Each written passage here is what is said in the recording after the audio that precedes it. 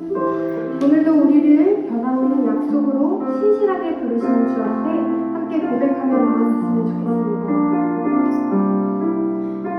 주의 정결한 피로, 주의 정결한 피로 우리 씻으셨으니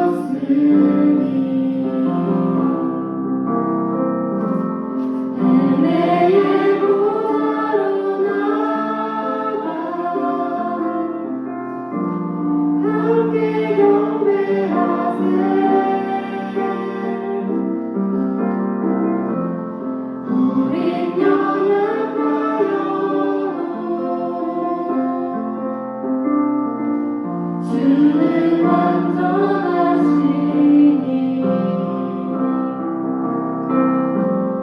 변함없는 약속 믿고 담대히 나가세 주님 앞에 무릎 꿇고 존귀하신 주 이름 높이세 성령 안에 하나 되어 주의 이름 높이세. 우리 다시 한번 찬양합니다. 주의 정결한 피로, 주의 정결한 피로 우리 씻으셨으니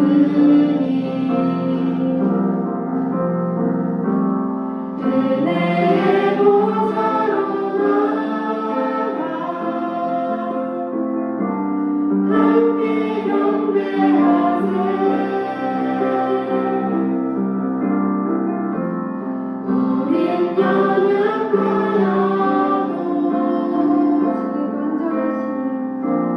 주는 완전하시니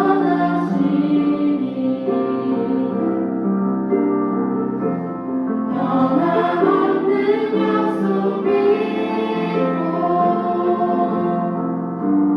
담대히 나가세. 우리 목소리 높여 찬양합니다. 주의 정결한 피로,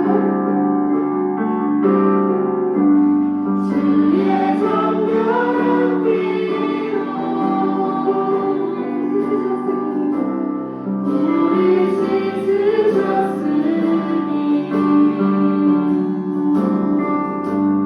은혜의 보좌로 나아가 함께 경배하세 우린 연약하여도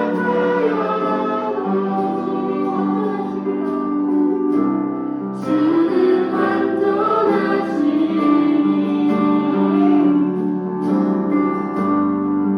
변함없는 약속 믿고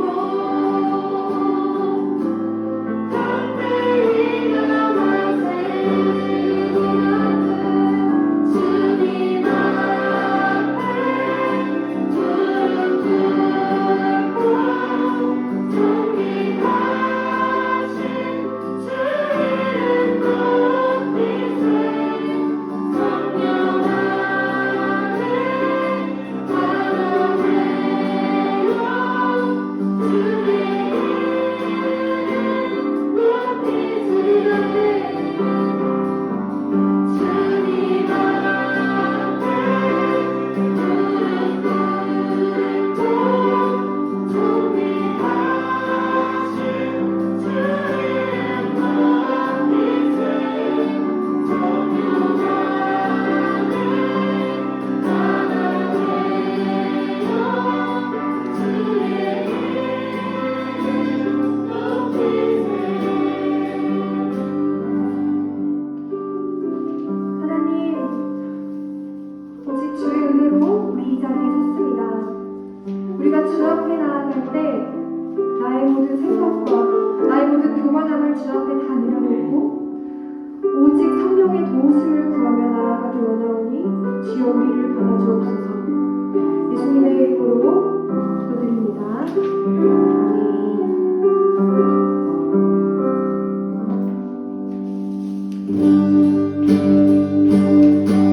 우리 한 박수 치면서 찬양했으면 좋겠습니다. 한 들리자 힘내시는 우리 주님만을 의지하며 함께 찬양합니다. 하늘 위에 주님밖에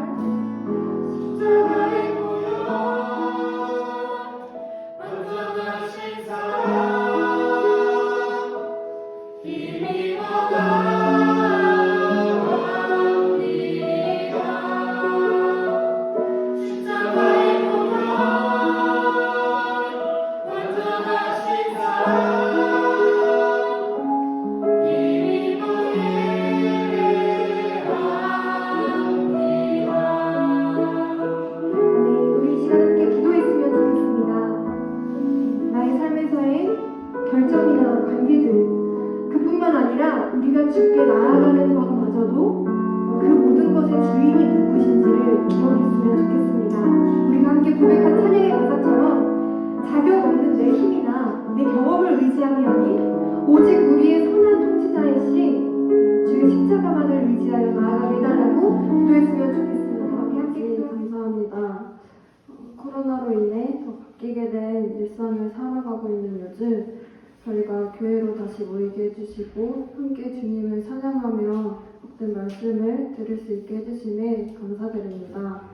하나님, 저희가 하나님의 형상으로 지음받은 우리가 다시금 하나님의 모습으로 회복할 수 있도록 주님께서 저희의 각자의 인생 가운데 친히 주관하여 주세요.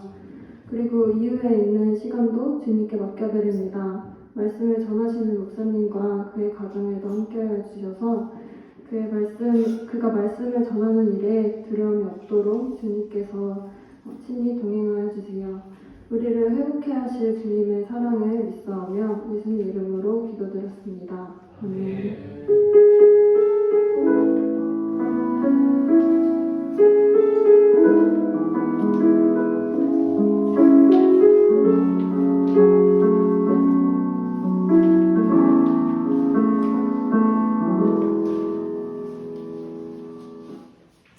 성경 읽겠습니다. 창세기 41장 14절에서 49절입니다.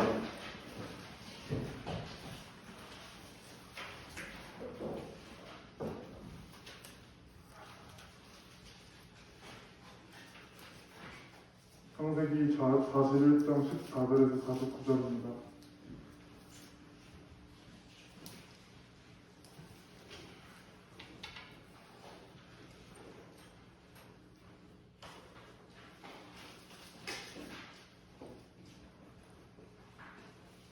신약이 아닌 구약 성경 63쪽입니다.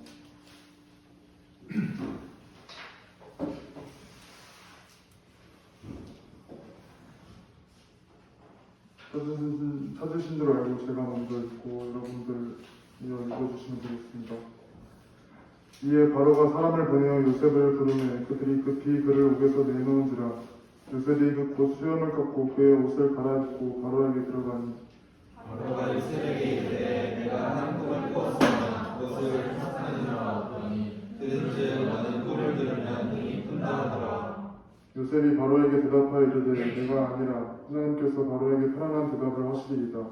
바로가 요셉에게 이르되 내가 꿈에 나일 강가에 서서 보니 살지고 아름다운 일곱 암소가 나일 강가에 올라와 갈밭에서 뜯어먹고 그 뒤에 또 약하고 심히 흉하고 파리한 일곱 암소가 올라오니 그같이 흉한 것들은 애굽 땅에서 내가 아직 보지 못한 것이라. 그 파리하고 흉한 소가 처음에 일곱 살찐 소를 먹었으며 먹었으나 먹은 듯하지 아니하고 여전히 흉하다. 내가 곧 깨어났다. 다시 꿈에 보니 한 줄기에 무성하고 충실한 일곱 이삭이 나오고 그 후에 또 가늘고 동풍에 마른 일곱 이삭이 나오니 그 가는 이삭이 좋은 일곱 이삭을 삼키더라. 내가 그 꿈을 점술가에게 말하였으나 그것을 내게 풀이해 주는 자가 없느니라. 요셉이 말하되 바로의 꿈은 하나라. 하나님이 그가 하신 일을 바로에게 보이심이니라. 일곱 좋은 암소는 일곱 해요. 일곱 좋은 이삭도 일곱 해니 그 꿈은 하나라. 그 후에 올라온 파리하고 흉한 일곱 소는 11월이요 동풍에 말라 속이 일곱 이삭도 일곱 개 흔들리니 내가 바로에게 이르기를 하나님이 그가 하신 일을 바로에게 보이신다 함이 이것이라. 온 애굽 땅에 일곱 해큰 흉년이 있고 후에 일곱 해 흉년이 들므로 애굽 땅에 있던 풍년을 다 잊어버리게 되고 이 땅이 그 기근으로 망하리니 후에 뜬그 흉년이 너무 심함으로 이전 풍년을 이 땅에서 기억하지 못하게 되리라. 바로께서 꿈을 두 번 겹쳐 꾸신 것은 하나님이 이 일을 정하셨습니다. 하나님이 속히 행하시리니 이제 바로께서는 명철하고 지혜 있는 사람을 택하여 애굽 땅을 다스리게 하시고 바로께서는 또 이같이 행하사 나라 안에 감독관들을 두어 그 일곱 해 풍년에 애굽 땅의 5분의 1을 거두되 그들로 상자와 풍년의 모든 곡물을 거두고 그 곡물을 아래 손에 돌려 양식을 이가리과 사소에 쌓아두게 하소서. 이와 같이 그 곡물을 이 땅에 저장하여 애굽 땅에 임할 일곱 해 흉년에 대비하시는 땅이 이 흉년으로 말미암아 망하지 아니하리이다. 바로가 그의 모든 신하와 이를 좋게 여기시라. 바로가 그의 신하들에게 이르되 이와 같이 하나님의 영에 감동된 사람을 우리가 어찌 찾을 수 있으리요 하고 요셉에게 이르되 하나님이 이 모든 것을 그에게 보이셨으니 너와 같이 명철하고 지혜 있는 자가 없도다. 너는 내 집을 다스리라. 내 백성이 다 내 명령에 복종하리니 내가 너보다 높은 것은 내 왕자뿐이니라. 바로가 또 요셉에게 이르되 내가 너를 애굽 온 땅에 힘있는 자가 되게 하라 하고 자기의 인장 반지를 떼어 요셉의 손에 끼우고 그에게 스마트 옷을 입히고 그 쇠사슬을 목에 걸고 자네에게 있는 버금술에 그를 태우매 우리가 그의 앞에서 소리 지르리라 인하다. 바로가 그에게 애굽 전국을 총리로 다스리게 하였더라. 바로가 요셉에게 이르되 나는 바로라. 애굽 온 땅에서 내 허락이 없이는 수족을 놀릴 자가 없으리라 하고 그가 요셉의 이름을 사모니아라 하고 바꾸고 내려오지 않은 사람들을 그가 살았을 그에게 주어 내려 삼게 하니라. 요셉이 나가 애굽 온 땅을 순찰하니라. 요셉이 애굽 왕 바로 앞에 설 때에 30세라. 그가 바로 앞을 떠나 애굽 온 땅을 순찰하니 애굽의 풍년에 소식이 심히 많은지라. 요셉이 애굽 땅에 있는 그 7년 곡물을 거두어 각 성에 저장하되 각 성읍 주위에 밭의 곡물을 그 성읍 중에 쌓아두매 같이 읽으시겠습니다. 쌓아둔 규칙이 바다 머리같이 심히 많아 세계를 비쳤으니 그 수가 한이 없었음이었다. 우리가 선택할 수 없는 것과 하나님의 이야기는 전부 김용 목사님 말씀 전해주시겠습니다.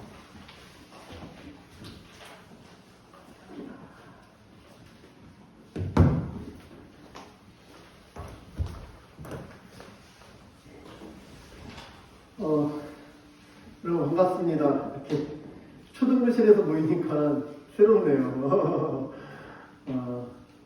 우리 오늘 이제 3시부터 감사 세미나가 있어서 오늘은 예배를 좀 짧게 드리려고 해요. 그래서 우리 오늘 말씀을 어떤 것을 할까 생각하다가 평소에 제가 여러분들에게 들려주고 싶었던 말씀으로 제가 정해봤어요. 오늘 말씀의 제목은 우리가 선택할 수 없는 것과 하나님의 일하심이에요. 오늘 이 주제를 잘 전달하기 위해서는 오늘 우리가 이런 또 요셉 이야기를 잠깐 할 필요가 조금 있겠어요. 그래서 요셉 이야기를 들으면서 저는 이제 요셉이 너무 대단하다. 우리가 지금 요셉을 본받자 이런 얘기를 하고 싶은 건 아니에요. 근데 이제 요셉이라는 사람은 사실 그냥 우리랑 별반 다를 것 없는 한 사람일 뿐인데 어떻게 이렇게 살 수 있었는가? 그가 믿는 하나님은 어떤 하나님이셨는가? 이런 것들을 생각하면서 그 하나님이 또 우리가 믿는 하나님일 때 우리가 우리의 삶을 어떻게 살아갈 수 있겠는가? 이렇게 한번 이야기를 해보고 싶습니다. 먼저 요셉 얘기를 하려면 야곱 얘기부터 좀 해야 되는데 왜냐면 요셉 가정이요 약간 이제 속된 말로 조금 이렇게 콩가루이기 때문이에요. 왜 그러냐면 야곱은 우리가 잘 아는 아브라함의 손자인데 아브라함의 손자인 야곱이요 여러분 잘 아시죠? 우리 지난번 이제 지은 자매 결혼 전에도 이 얘기를 잠깐 했었는데 이 야곱은 쌍둥이 형이 있었어요. 에서죠. 그런데 쌍둥이의 동생으로 태어났어요. 쌍둥이의 동생으로 태어났는데 유대 사회에서 유대인들의 사회에서 이제 동생으로 태어났다 이게 어떤 의미를 갖냐면 장자의 축복을 받지 못한다 이제 이런 의미예요. 근데 둘이 쌍둥이잖아요. 1년 차이, 2년 차이도 아니고 그것도 바로 태어날 때 발 뒤꿈치를 잡고 태어날 정도로 거의 동시에 태어났거든요. 야곱한테 이게 늘 좀 강박이나 좀 어떤 자격지심 같은 거였나 봐요. 내가 조금만 더 일찍 태어났으면 내가 이 가정에 부어지는 모든 축복의 번호를 내가 가질 텐데 내가 둘째로 태어났다. 그래서 야곱이 그 평생 가운데 추구하고 행하는 일이 형의 축복을 어떻게 하면 나도 받을 수 있을까 이런 거였어요. 그래서 이제 형한테 장자권을 털라고 뭐 팥죽도 주고 뭐 그리고 아버지의 축복을 가르치기도 하죠. 근데 결과적으로 그렇게 자기가 한번 그 복을 나면서부터 이게 자기가 선택한 게 아니잖아요. 태어날 때 동생으로 태어나버렸어. 자기가 선택할 수 없었죠. 근데 그거를 어떻게 자기가 어떻게 해서든지 극복해 보려고 했던 그 인생은 굉장히 고달팠어요. 형의 미움을 샀기 때문에 집에서 도망칠 수밖에 없었고 그래서 외삼촌의 집에서 종살이를 하면서 머슴살이를 하면서 살았는데 외삼촌이 그 야곱이 그 딸 라헬을 너무 사랑하고 흠모하는 것을 알았거든요. 근데 이제 외삼촌도 딸이 둘이 있었어요. 레아가 있고 라헬이 있었는데 성경에 보면 레아는 시력이 약했더라 이렇게 얘기하는 거 보니까 약간 이 눈에 문제가 있었던 것 같아요. 근데 라헬은 곱고 아리따웠대요. 성경에서도 나오는 이 외모지상주의가 있는 거죠. 이제 라헬이 예뻤기 때문에 이 젊은 야곱은 라헬을 좋아했어요. 근데 외삼촌이 그걸 알까요 모를까요? 눈치를 챈 거죠. 그래서 야곱하고 딜을 맺은 거예요. 네가 7년을 일하면 내가 내 딸 라헬을 너에게 주겠다. 그래서 이제 야곱이 열심히 7년을 일하고 머슴살이를 하고, 근데 7년의 머슴살이를 며칠과 같이 여기면서 이것만 끝나면 이제 내가 라헬하고 결혼하니까 이제 그렇게 해가지고 마침내 7년을 채우고 둘이 혼인식을 마치고 첫날 밤에 갔고 아침에 눈을 떴는데 그때 뭐 전기불 이런 게 없잖아요. 아침에 눈을 떴는데 라헬이 아니고 레아였던 거예요. 그 언니였던 거예요. 그래서 야곱이 그 아침에 너무 화가 나가지고 외삼촌을 바로 쫓아가요. 그래서 어떻게 나한테 이렇게 할 수가 있냐. 그랬더니 이제 외삼촌이 원래 이 지역에는 동생이 언니보다 먼저 시집가는 경우가 없다.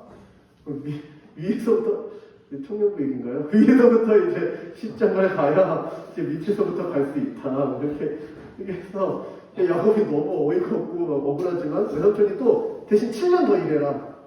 대신 라헬을 먼저 주겠다. 이제 이렇게 하는 거죠. 그래서 이제 아내가 졸지에 둘이 됐어요. 그리고 14년을 일한 거죠. 여러분이 야곱이라고 생각해 보세요. 그러니까 아빠를 속였던 야곱인 거죠. 내가 형인 척하고. 근데 그 외삼촌이 레아를 이 둘이 결혼한 그날에 이렇게 레아가 라헬인 척하면서 자기한테 보냈을 때 야곱이 막 화를 내려고 하다가도 그 생각이 났을 것 같아요. 이게 내 모습 아닌가? 그래서 아마 화를 못 내고 그냥 7년을 더 일했던 것 같아요. 이거 제 추정일 뿐이에요. 또 다른 목사님들의 추정이고.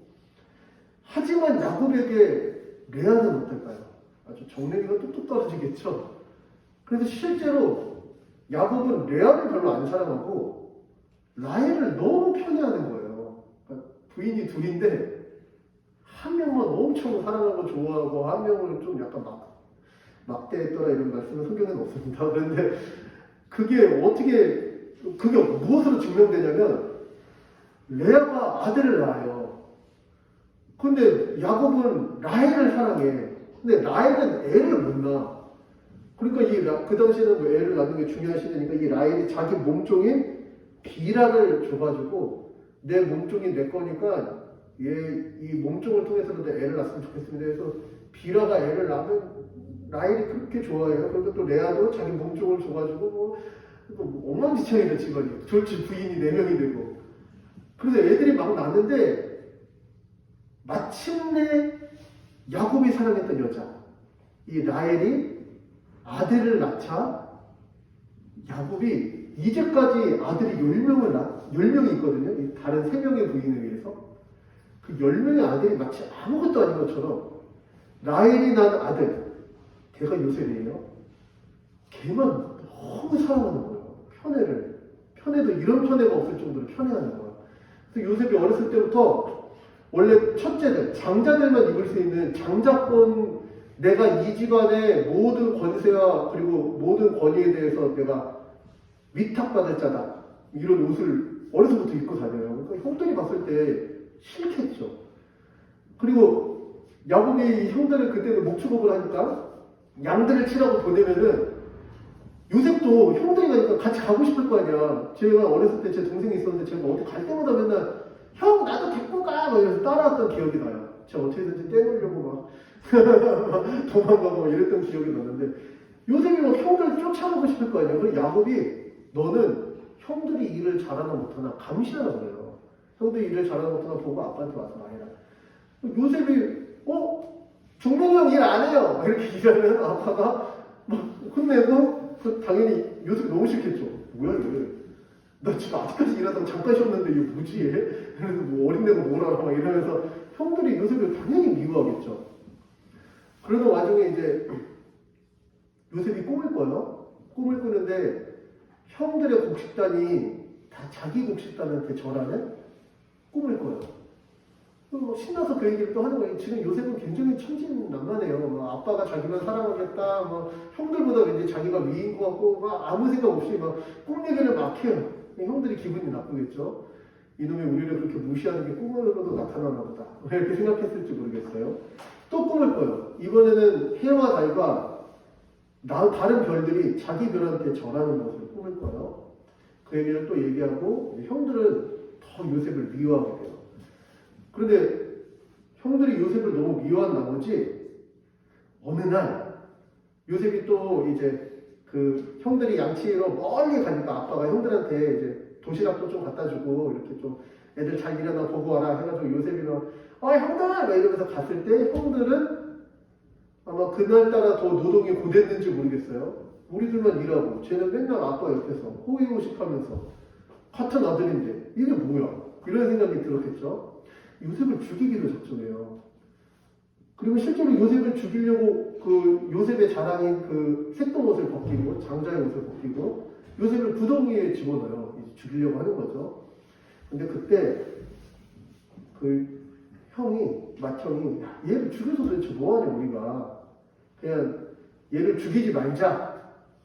그리고 뭐 차라리 팔아서 우리가 돈을 남기자. 이렇게 얘기한 게 진짜 팔려고 남겼는지 모르겠어요. 아마 당장 죽이려고 하니까 막으려고 그렇게 둘러댔는지 모르겠는데 공교롭게도 그 형이 잠깐 자리를 비운 사이에 실제로 애국의 상인들이 지나갔고 요셉은 팔렸어요. 종으로. 그 종으로 팔려간 요셉이요. 근데 종으로 팔려가 아빠의 사랑과 형들보다 더 나은 삶을 살다가 갑자기 종으로 팔려갔으니까 인생이 기구하죠. 낙심할 법한데 종으로 팔려가서 그냥 열심히 사는 거 열심히 종 노릇을 하는 거예요. 그리고 보디발은 애굽의 군대 장관이었어요. 보디발의 집에 종으로 들어가서 곧 머지않아 요셉이 그 집의 모든 것들을 대행하는 말하자면 종들의 총무가 돼요. 근데 그때 성경이 되게 특이하게 기록하는 게 요셉이 항상 여호와 앞에서 행했더라 이런 표현을 집어넣어요. 그러니까 요셉은 어떤 감각이 있었던 거죠. 하나님에 대한 감각. 사실 우리가 생각할 때 그 어린 요셉의 입장에서는 평생을 형들을 원망하면서 살아도 충분해요. 어떻게 피를 낳는 형들이 나를 팔아가지고 내 인생을 이렇게 망칠 수 있나. 이런 생각 당연히 할 수 있잖아요. 근데 그 자리에서 모르겠어요. 성경이 요셉이 원망했다 이런 거를 기록하지 않고 여호와 앞에서 행했더라 이렇게 기록함으로써 요셉이 하나님 앞에서 최선을 다해서 종살이를 하면서 종들의 총무가 되었고 심지어 이 보디발의 군대 장관의 아내의 마음까지도 얻어요. 그러니까 아내의 영정을 얻은 거죠. 근데 그 당시에는 이렇게 좀 알아야 되는데 애굽이잖아요. 애굽은 원래 성이 굉장히 물러내던 나라예요.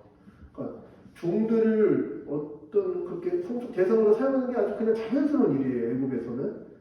그런데 많은 종들 중에 집주인의 부인이 연구하는 종이 된 거잖아요. 그럼 다른 종들 같으면 이렇게 어깨를 막 이렇게 탁 세우고 역시 운동을 해서 갑바가 났더니 좀 다른 것 같고 막 이러면서 자기 외모에 대해서 막 자랑하고 내가 집주인의 부인도 나를 사랑한다고 막 이런 말을 한 것도 한데 요셉은 그 모든 추파 이런 것들을 다 거절해요. 그래서 하는 말이 주인이 나에게 이 집의 모든 것을 맡겼지만 맡기지 않은 거 하나가 있으니 그게 바로 당신입니다. 근데 내가 주인 앞에서도 그렇고 내가 하나님 앞에서도 이런 죄를 지을 수 없다고 하면서 그 추파를 뿌리쳐요. 뿌리치는데 막 그 주인이 어디가! 막 이러면서 옷을 막 붙잡으니까 요셉이 그 옷을 이렇게 벗어 던지고 도망간 거예요. 그 자리에 뜬 거죠. 그러니까 이 여주인이 너무 모멸감을 느꼈는지 요셉의 옷을 증거로 이 히브리 종놈이 나를 겁탈하려고 했다고 누명을 씌워서 요셉이 감옥에 또 끌려가요. 근데 그 감옥은 이제 군대 장관이 이제 종인데 감옥으로 갔으면은 죽일 법도 한데 그런데 그 정치범 수용소로 요셉이 들어가요. 그래서 거기서 감옥살이를 하면서도 감옥 생활을 죄수 생활을 너무 열심히 잘한다는 거지 이상하죠. 그 옥을 맡기는 사람들의 신뢰를 막 얻어요. 근데 요셉이 지혜롭고 꿈 해몽을 잘하니까 그 정치범 수용소에서 이제 애굽의 떡 맡은 관원장과 술 맡은 관원장, 그러니까 그건 다 둘 다 바로의 측근에서 일하는 건데 그 당시 암살도 많잖아요. 애굽 왕가는 정통 왕가가 계속된 적이 별로 없어요. 이집트는 계속 암살당하고 왕이 바뀌고 로마랑 비슷하거든요. 이제 그때의 제국이니까. 그래서 왕의 술을 맡았다, 왕의 떡을 맡았다. 이거는 어마어마한 권력을 의미하는 건데 그 둘이 다 딱 왔을 때 그 둘이 같은 날 꿈을 꾸고 요셉한테 꿈 해몽을 부탁했을 때 요셉이 떡 맡은 관원장은 당신은 이제 처형당할 거다. 술 맡은 관원장은 당신의 이 꿈 내용을 보니까 아마 복직할 것 같다. 이거는 내가 알려준 게 아니라 하나님께서 알려주신 거다. 이렇게 말하고 실제로 술 맡은 관원장이 복직해요. 그러면서 왕 옆에서 이제 요셉이 혹시 복직하면 내가 억울하게 갇혔으니까 내 얘기를 꼭 해줘라 부탁했지만 뭐 복직하고 무슨 히브리 종의 이야기를 굳이 할 필요가 없겠죠. 간신히 자기가 이제 왕의 눈 밖에 갔다가 다시 눈 안에 들었으니까 이제 열심히 왕을 섬겼는데 그런 다음에 이 일이 있는 거예요. 그 바로 파라오죠. 애굽의 왕이 꿈을 꿨는데 두 가지 꿈을 꿨는데 자고 일어나서 아무래도 이 꿈은 예사 꿈이 아니라 너무 이 꿈에 대해서 해석하고 싶고 이 꿈이 의미 있는 꿈 같은데 아무도 안 알려줘. 그래서 주변에 있는 여기에 보면은 점술가들, 그 당시 점술가들은 뭐 모든 것을 관장하는 학자들이에요. 뭐 점술가들이라고 점이나 치고 이런 게 아니라 천문학도 보고 뭐 여러 가지 이 땅의 변화들 뭐 이런 것들을 다 보는 사람들이에요. 그 당시 학자들한테 아무리 얘기해도 아무도 해석을 못 해주는데 그때 술 맡은 관원장이 이 얘기를 듣고 내가 알고 있는 사람 중에 꿈을 진짜 잘 해석하는 사람이 있다. 내 꿈도 맞춰서 내가 이렇게 복직한 거다 해서 요셉을 소개시켜주고 그런 다음에 여러분들이 지금 읽은 오늘의 본문이에요. 요셉이 바로 앞에 서서 총리가 되는 거죠. 이 얘기를 우리 중에 여기 계신 분들 중에서 몇 명 말고는 어렸을 때부터 많이 들었을 거예요. 어렸을 때부터 교회를 다니면 늘 많이 들어요. 왜냐하면 하나님을 열심히 잘 믿으면 언젠가 하나님께서 높여주신다. 이런 내러티브를 많이 들으셨을 거예요. 총리가 될 수 있다. 근데 저는 아무리 봐도 본문은 그런 얘기를 하나도 하고 있지 않아요. 오늘 본문 가운데 한 가지를 정말 볼만한, 주목할 만한 것은 굉장히 독특한 건데 여러분 한번 보세요. 16절입니다. 오늘 창세기 41장 16절이에요. 41장 16절 같이 한번 읽어볼까요? 시작! 이르되 내가 아니라 하나님께서 바로에게 하나님의 대답을 아니 뭐라고 이렇게 말하는 거죠? 15절을 한번 다 같이 읽어볼까요? 시작! 바로가 요셉에게 이르되 내가 한 꿈을 꾸었으나 그것을 해석하는 자가 없더니 그런즉 너는 꿈을 들으면 능히 푼다 하더라.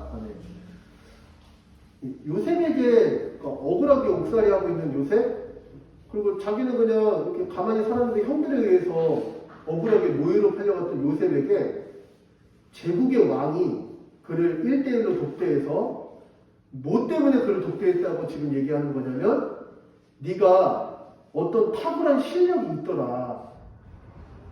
네가 가진 그 실력, 다른 사람한테 없는 너의 그 재능, 그것 때문에 내가 너를 불렀다. 이렇게 기회를 주면 여러분들은 어떤 생각이 날 것 같아요? 내가 억울하게 팔려갔어. 형들 때문에. 그런 다음에 또 나는 정직하게 했는데 억울하게 감옥까지도 갔어. 그런데 나한테 있는 그 한 가지 재능, 아무리 내 상황이 안 좋아져도 나한테 남아있는 한 가지 재능이 있었거든요. 근데 그 재능 때문에 제국의 왕을 독대하게 됐어. 그때 여러분들 무슨 생각을 할 것 같아요?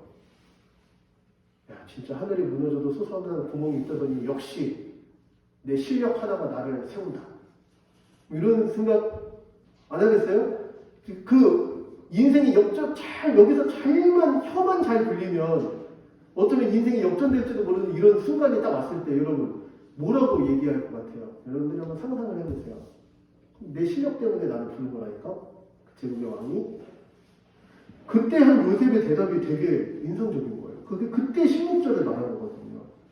요셉이 바로한테 얘기할 때 아니 그 꿈을 능히 푸는 건 내가 아니고 하나님께서 하시는 겁니다. 이렇게 얘기하는 거예요. 하나님께서 바로에게 편안한 대답을 하시리이다. 뭐 이렇게 얘기한 건 하나님께서 좋은 말을 해주실 거예요. 이런 의미는 아니에요. 사실 원어로 보면은 하나님께서 당신에게 아주 적합한 대답, 당신이 꼭 들어야 될 바로 그 말을 해주실 겁니다. 이렇게 얘기하는 거죠. 25절도 마찬가지예요. 바로 그 얘기를 실 거네요. 그리고 24절, 25절 한번 읽어보면 24절입니다. 시작. 그 가는 이삭이 좋은 7 이삭을 삼키더라. 내가 그 꿈을 전술가에게 말하였으나 그것을 내게 풀이해 주는 자가 없느니라. 25절이요. 요셉이 바로에게 이르되 바로의 꿈은 하나라. 하나님이 그가 하실 일을 바로에게 보이심이니이다. 아멘. 24절은 한줄 더 떠요. 왕이 얘기하다 보니까 더 신뢰가 됐는지 요셉한테 이렇게도 얘기해요. 지금 애국에 우리 제국이잖아. 우리 제국에 박사가 많고 학자가 많고 내가 정사를 의논할 만한 전문가가 진짜 많은데 아무도 그걸 풀이해주지 못하더라. 이런 얘기를 한 거거든요. 사실 요셉을 되게 띄워준 거죠. 그럴 때 요셉이 한 게 그건 하나님이 하실 일을 당신에게 보여주신 겁니다. 이렇게 말하는 것. 그리고 28절 내가 바로에게 이르기를 하나님이 그가 하실 일을 바로에게 보이신다 함이 이것이라. 32절 바로께서 꿈을 2번 번쩍보신 것은 하나님이 이 일을 정하셨습니다. 하나님이 속히 행하시리니. 이런 대답들은 사랑하는 여러분 이제 설교를 조금 있으면 마쳐야 돼요. 그래서 지금 점점 클라이맥스로 가고 있는 거예요. 요셉이 여기는 잘 알고 계실지 모르겠어요. 이런 대답은 평소의 믿음을 반영하는 대답이다. 저는 이렇게 생각해요. 여러분, 삶을 살아갈 때 평소에 내 실력, 그리고 나의 어떤 경험, 그리고 내가 가진 어떤 특별함이 내 인생을 이끌 수 있다고 믿었다면 결코 이 순간에 하나님 얘기를 하지 못했을 거예요. 왜냐면 지금 바로가 의지하는 건 다른 사람에게 없는데 나한테만 있는 나의 특별한 어떤 재능을 가지고 지금 나를 부르는 거거든요. 이걸 더 광고하거나 이걸 더 홍보하거나 이걸 더 뻥튀기 하거나 그렇죠. 내가 보니까 보통 사람들은 이걸 다 모르더라고요. 나만 할 수 있는 거예요, 이런 거. 자기의 전문성에 대해서 어필한다든지 당연히 그렇게 했겠죠. 그런데 왜 요셉이 여기서 이런 얘기를 하냐는 거예요. 그런데 한 가지 더 조금 더 그 당시의 상황을 이해하고 이 본문을 보면 좀 더 뭐라 할까요? 좀 더 풍성한 해석이 가능한 건 당시의 애국 왕은 그냥 한 명의 왕으로서 통치하지 않았어요. 나중에 로마에도 가면은 로마의 황제는 신의 현신이라고 나중에 황제들이 막 자기를 높이잖아요. 제국이 강화되면 강화될수록 속국이 많아지면 많아질수록 제국을 다스리는 자를 아주 특별하게 하고 영광스럽게 만들어서 그 통치력을 강화시키려는 게 제국의 특성이잖아요. 실제로 이 당시 애국 왕은 태양신의 현손이에요. 태양신의 현손. 태양신의 자녀와도 같은 권한을 가져요. 그래서 정치와 종교를 합일한 나라가 애국이었어요. 애국은 원래 신이 굉장히 많았어요. 신이 많지만 그 많은 신들을 섬기는 제사장의 한 명이기도 하면서 왕이 그러면서도 신의 현신이기도 해요.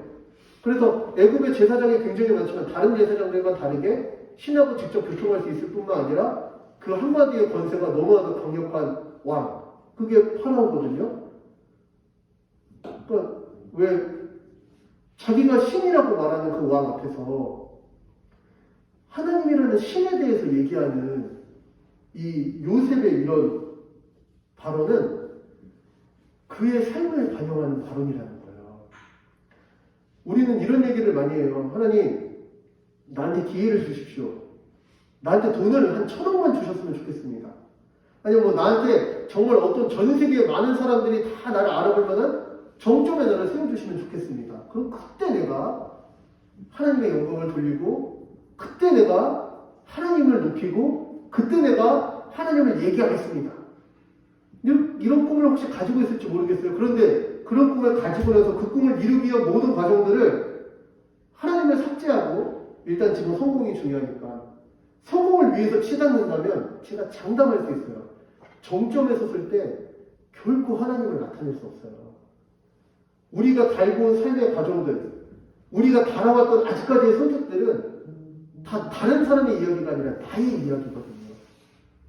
내가 선택했던 많은 선택들이, 내가 걸어왔던 많은 걸음들이 지금의 나를 형성하는 거거든요. 그래서 지금 나는 신앙을 포기하래요. 지금 나는 공부해야 되니까 잠깐 믿음은 좀 제쳐둘래요. 지금은 좀 더 성공하기 위해서 그걸 준비해야 되니까 지금은 신앙을 약간 접어두겠습니다. 잘 된 다음에 하나님을 높일게요. 이런 말은 잘 된 다음에 그 다음 단계가 얼마든지 있어요. 잘 되고 났는데 회사 생활에 일단은 지금 적응해야 되겠거든요. 지금 내가 어떻게 해서 지금 여기에 붙었는데 지금 조금만 학점을 높여야 되거든요. 계속 포기할 수 있다는 거예요. 그리고 나서 나중에 어떤 정점에 올라갔을 때도 결코 요셉과 같이 말할 수는 없다.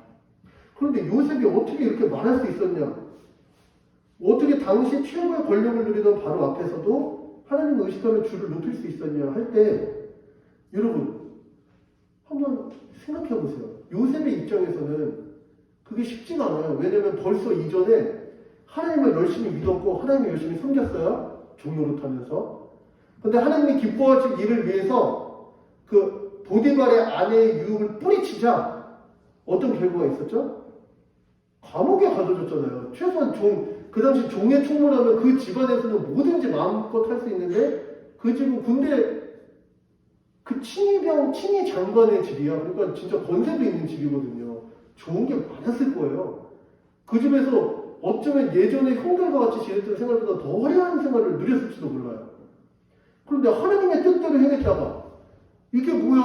완전히 인생 망한 것처럼 됐는데 그러면은 다시는 하나님 뜻대로 안 할 법도 하잖아요.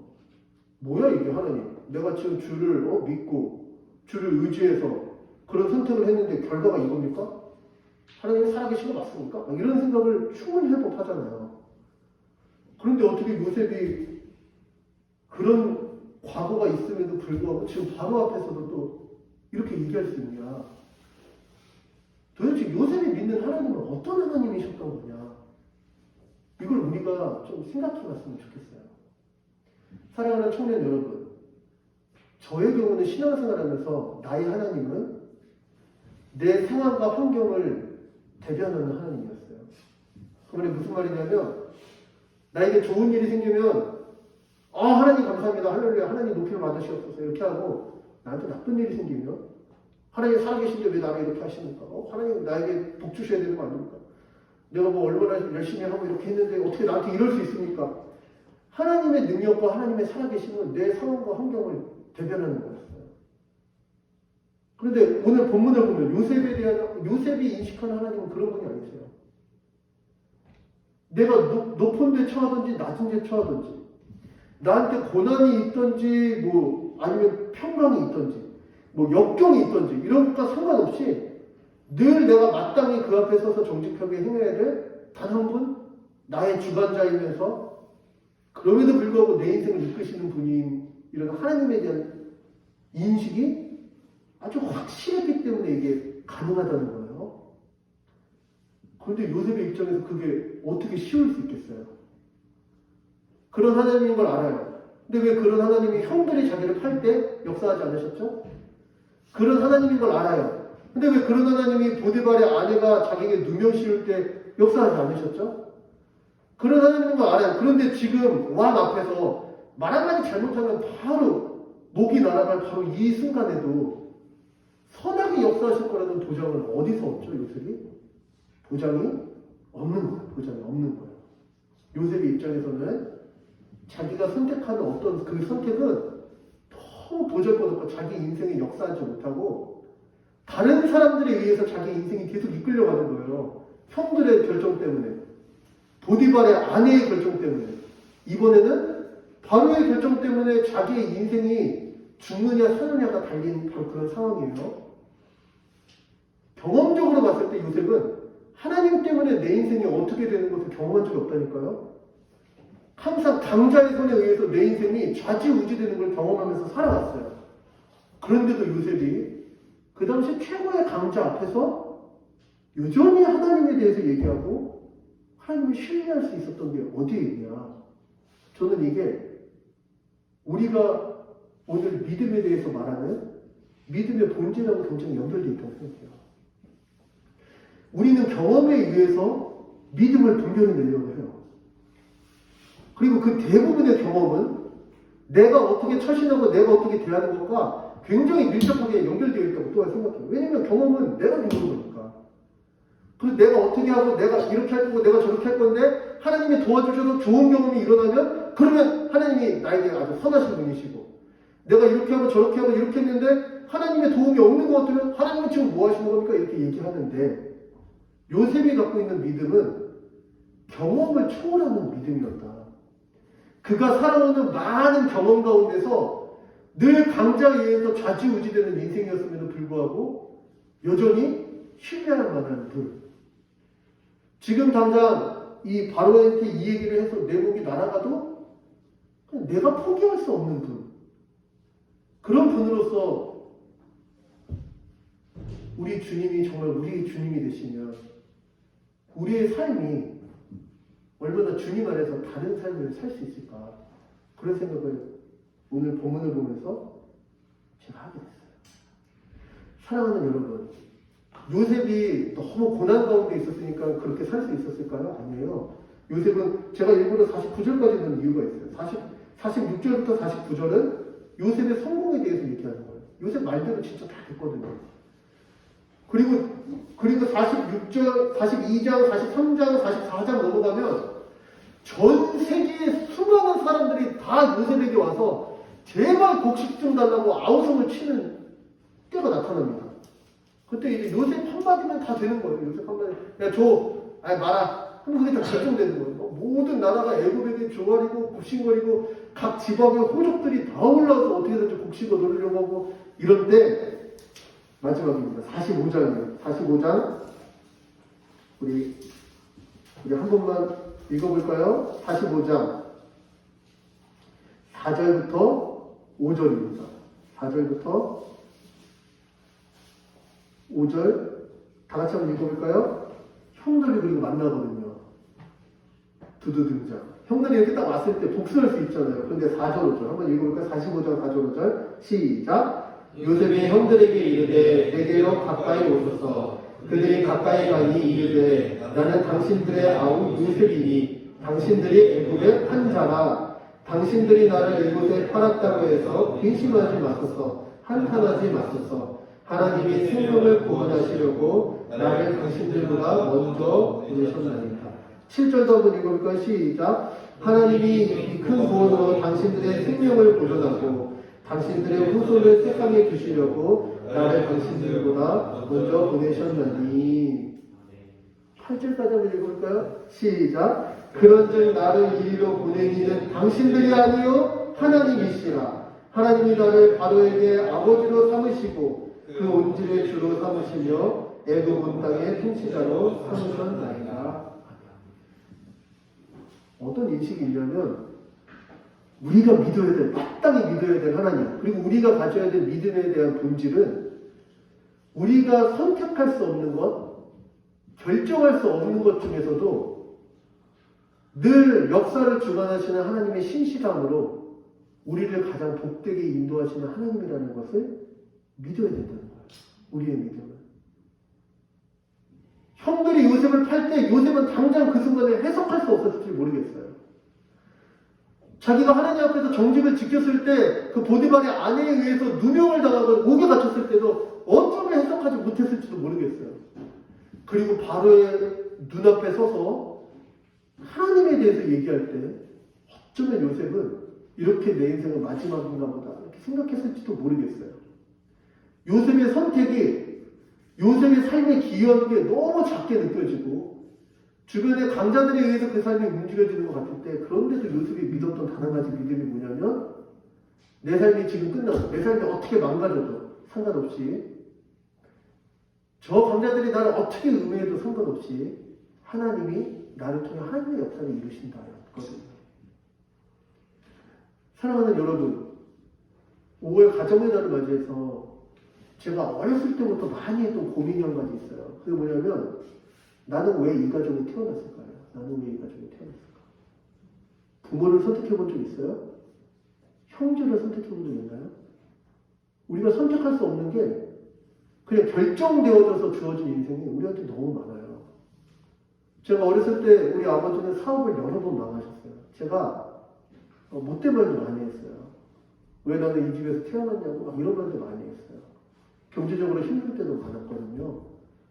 그때 우리가 막 생각해요. 왜 나는 이런 데서 태어났을까? 왜 저 많은 좋은 환경에서 태어난 사람들이 이렇게 많은데 왜 나는 여기서 이러고 있을까? 이런 생각을 많이 해요. 때로는 우리가 열심히 노력하고 열심히 살아보려고 하지만 그런 것들이 하나도 인정받지 못할 때도 있어요. 어떤 때는 우리가 너무 게으르고 막 의욕이 하나도 없은 나머지 우리 인생을 스스로 멈출 때도 있어요. 그러고 나서 우리는 얘기한다는 거예요. 내가 선택하지 못한 것들, 내게 처한 상황, 내가 어떻게 한계되어진 어떤 것들 때문에 내 삶이 이 정도로 규정되어진다고 쉽게 말한다는 거예요. 그런데 사랑하는 여러분, 우리가 선택할 수 없는 그 모든 것들 가운데 하나님이 초월해와서 우리에게 가장 선한 일을 이루신다는 것을 믿으시길 부탁드려요. 아마 모두가 요셉처럼은 결코 될 수 없을 거예요. 이건 단회적 이벤트예요. 요셉보다 믿음을 지키다가 목이 날아간 사람이 역사본에 훨씬 많아요. 요셉은 너무 특별한 케이스일 뿐이죠. 하지만 그 모두가 당장 이 땅에서의 생명을 잃고 이 땅에서의 삶이 너무 가볍게 사그라진다 하더라도 한 가지, 영원한 나라에서의 가장 영광스러운 삶이 있고, 두 번째, 이 땅에서 사그라진 그 인생이요, 나중에 늘 선한 일을 위해서 부딪힌 인생은 선한 열매를 나타나는 거예요. 이 일반은총 가운데 하나님이 이 구원과 상관없이 이 땅을 심은 대로 거두게 하시는 그 원리를 다스리시는 하나님의 섭리 가운데서 이 땅에 정말 아무런 당장의 결과 없이 목숨을 잃었던 수많은 선교사들, 그리고 그 당시 믿음을 지키기 위해서 그냥 한낱 유혹거리로 삶의 생명을 다했던 수많은 크리스천들의 그 결과들은 마침내 역사를 움직이는 하나님의 선하신 인도 가운데 아주 영광스럽게 사용되었다는 거죠. 수많은 사람들을 감동시키기도 하고요. 나의 인생, 내 삶에는 어떤 것이 탁월하게 빛나지 않았지만 그 다음 때에 큰 족적과 반향을 남기기도 하고요. 심지어 크리스찬이 아닌 사람 중에서도 그런 사람들을 우리 많이 보잖아요. 제가 이번에 청계천을 걷다가 그 전투의 건물이 세워졌더라고요. 그 당시에는 그냥 저 젊은 사람이 왜 저렇게 죽는 거야 했을지 모르겠어요. 하지만 우리가 생각하는 내 힘으로 읽어가는 이 인생보다 훨씬 큰 일을 이루시는 하나님을 믿는다면, 그래서 그분 안에 나의 삶의 의미와 가치를 다시 한번 새기고 그분 안에서 옳은 일을 향해서 도전한다면 당장 우리 인생의 그 결과에 누림이 없을지라도 하나님은 그분의 선하심으로 반드시 일하신다, 역사하신다. 이걸 믿으셨으면 좋겠어요. 시간이 다 돼서 찬양 한 곡하고 우리 기도했으면 좋겠는데요. 우리 오늘 불렀던 찬양 중에 하늘의 주님과 후렴을 조금 천천히 해볼까요? 주는 나의 힘이요. 반주 잠깐 나오는 동안 제가 오늘 말씀 마무리했으면 좋겠어요. 여러분, 신앙생활은요, 그냥 어떤 이렇게 종교적 가발을 일으키거나 아니면 잠깐 우리 마음의 위안을 얻기 위한 건 아니에요. 정말 아니에요. 우리가 결정할 수 없는 그 순간에도 우리의 결정을 넘어서 하나님이 역사하신다는 것을 믿고 그 믿음 때문에 주께 감사하며 주의 이름을 높이는 게 바로 신앙생활이에요. 우리 젊음의 때에 마치 우리 손이 우리 인생을 움직일 것처럼 믿어야지 뭔가 역동성이 생긴다고 생각하는 바로 이때에 다시 한번 우리 하나님께서 우리 그 모두의 인생 가운데 신실하게 역사하심을 믿으며 주 앞에 다시 선하게 우리의 삶을 세우는 저와 여러분들께 소원합니다. 주는 나의 힘이요, 주는 나의 힘이요, 주는 나의 힘이요, 영원히 주지야.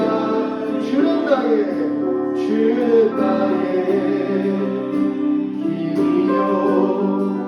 주는 나의 힘이요, 주는 나의 힘이요, 영원히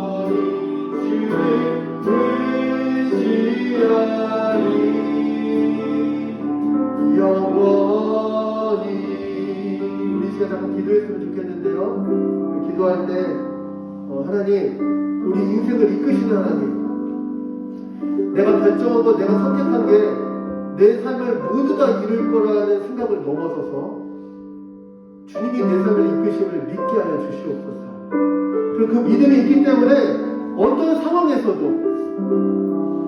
단지 그 상황을 모면하기 위해서 거짓과 술수를 사용하며 인생을 살아가지 않고 그 주님을 믿기 때문에 주 앞에 바르고 선하고 합당한 선택들을 이뤄가면서 신실하신 하나님을 높이는 삶을 살게 하여 주시옵소서. 이 청년의 때에 그 모든 삶의 결과들이 반드시 성공으로 누려지지 않더라도 그 모든 선택들을 통해 역사하시는 주를 의지하면서 우리의 삶을 주의 손에 올려드리게 해달라고 우리 시간 잠깐 믿음으로 기도하도록 하겠습니다. 기도하겠습니다. 살아계신 하나님 감사합니다. 우리에게 오늘도 선하심으로 역사하시는 주님, 오늘도 우리를 가장 선한 길로 인도하시는 주님, 아버지 우리의 삶의 모든 성공과 우리의 삶의 모든 승패가 마치 우리의 손에 달려있는 것 같아서 아버지 오늘도 고민하고 발버둥치며 오늘도 주 앞에서 이 거짓과 함께 타협할까 혹시 망설이고 있는 청년들이 있다면 아버지 주님 이 시간 다시 한번 그들에게 진리를 이끌어 주시고 참된 것을 알게 하여 주셔서 우리의 삶이 우리의 손으로 구축하는 것이 아니요 우리로부터 역사하시는 주님의 은혜 가운데 선하게 이끌고 계심을 믿게 하여 주시고 그 믿음이 있기에 모든 상황 가운데서 아버지 이 천세의 인생을 살지 않고 주님을 믿는 믿음으로 살아가는 우리 되어질 수 있도록 아버지 보이는 것에 의해 살지 않고 믿음으로 위해 살아가는 우리 되어질 수 있도록 주님 축복하여 주시고 함께하여 주시옵소서.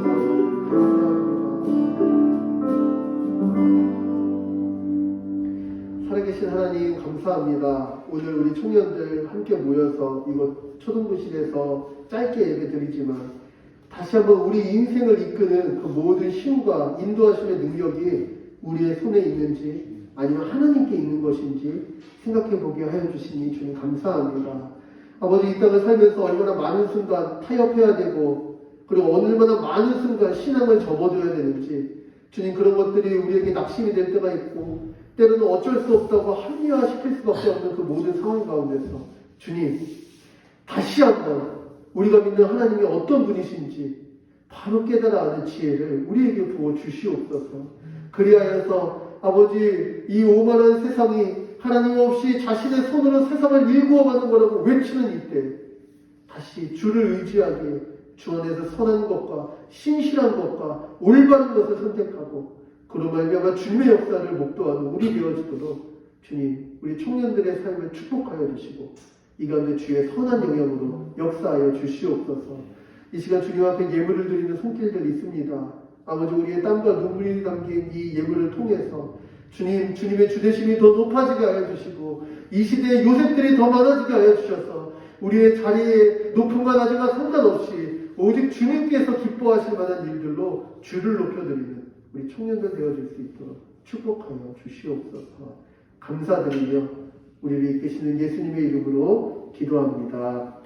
이제는 우리 주 예수 그리스도의 은혜와 아버지 하나님의 극진하신 사랑하심과 성령님의 우리 마음에 주님께 합한 일들을 늘 일으키시는 교통하심이 오늘 요셉의 이야기를 다시 한번 생각하며 요셉이 믿는 이 하나님, 요셉의 의지하고 그가 인식했던 인생의 의미가 다시 우리의 의미가 되어서 우리의 삶을 주님 안에서 더 선하고 신실하게 믿음으로 일궈 것을 다짐하는 우리 사명의 청년들 머리머리 위에 우리 삼양교회와 우리 조국교회와 세계 열방의 주의 모든 교회 위에 이제부터 영원토록 함께 있을지어다. 아멘.